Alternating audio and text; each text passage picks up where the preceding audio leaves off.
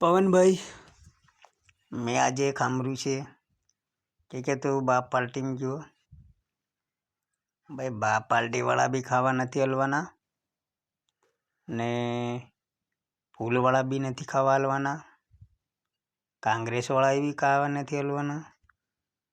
તો આપણે યાર શું કરવાનું યાર? આપ તો હાવ ગંભીર હાલતના છે ભાઈ.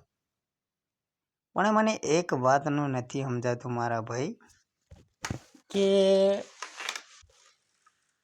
આપણે ગરજ પડે ઘણી વખત આપણું કાગદ લઈ લઈને દોડતા રહીએ તે ઘણી વખતમાં એ શું કે ભાઈ આ કામ તે નથી થતું, પણ એવો કામ થાય તું કરે તરત થાય કે આમથી થોડું થાય. ભાઈ ઘણી વખતમાં અમે વોટ આલ્યો, વોટિંગ દડ્યા, ઘણી વખતમાં વોટ આલ્યો તને નેતા, તો ઘણી વખત તો અમે નહીં કીધું અરે ભાઈ આજે વોટ નહીં દડાય, કાલે દડવું, એમ તો નહીં કીધું અમે તે દાડે. પણ તમે ને તો એટલું નથી સમજતા કે ગામે ગામે જાય ને એક બાર ખોજ કરો કે ભાઈ ઘણા ગામમાં કઈ રીતે કામ ચાલી રહ્યું છે, કઈ રીતે પાણી છે, સમસ્યા છે, કે ભાઈ કનેક સડકી નથી બનલી, કનેકને ઘેર નથી, મકાન નથી, કેના મકાનના પૈસા ખવાઈ રહ્યા છે, શું થઈ રહ્યું છે, એ તો તમે કંઈક પ્લાન કાઢો. પણ મારે શું કરવું ભાઈ? તમે તો નેતા બન્યા પણ આમાંને સાણા થપાડે એવા છે.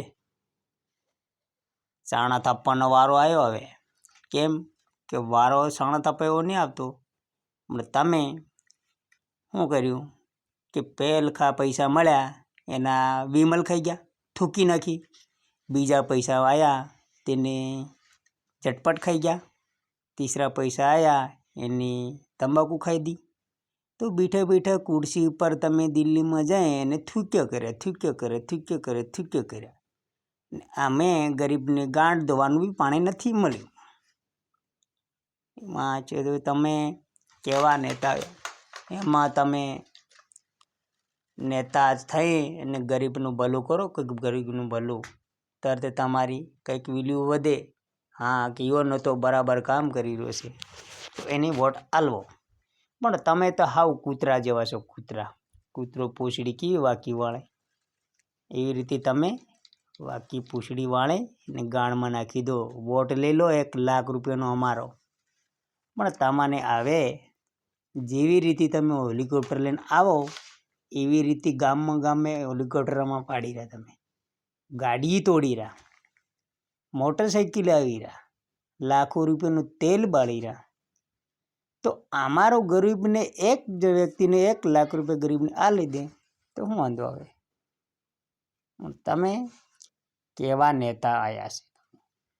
આજે ગરીબ તો જ્યાં હે ત્યાં જ, અમીર તો ઓછો જ થતો જાય.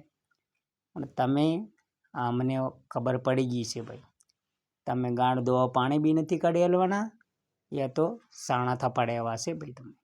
એટલે અમે ખુદને સોસ લગાડીને કીધી કે ભાઈ આદિવાસી અમે જાગો.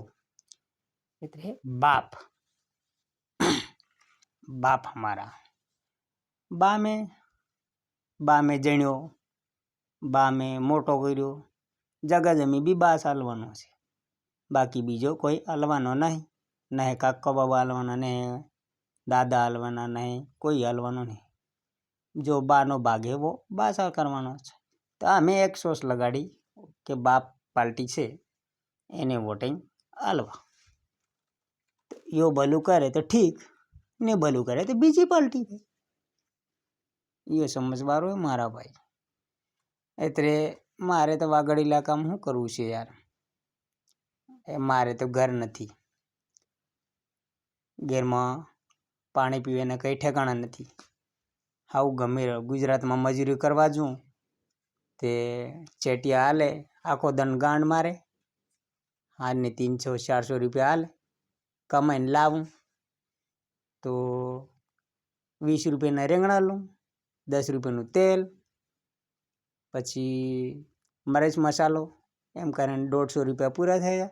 150 રૂપિયા ભેગા કરું, 150 રૂપિયાનો 50 રૂપિયા રૂમનું ભાડું રોજનું કાઢવું પડે. એટલે મહિનાના 300-400 રૂપિયા એક જણાને પડે.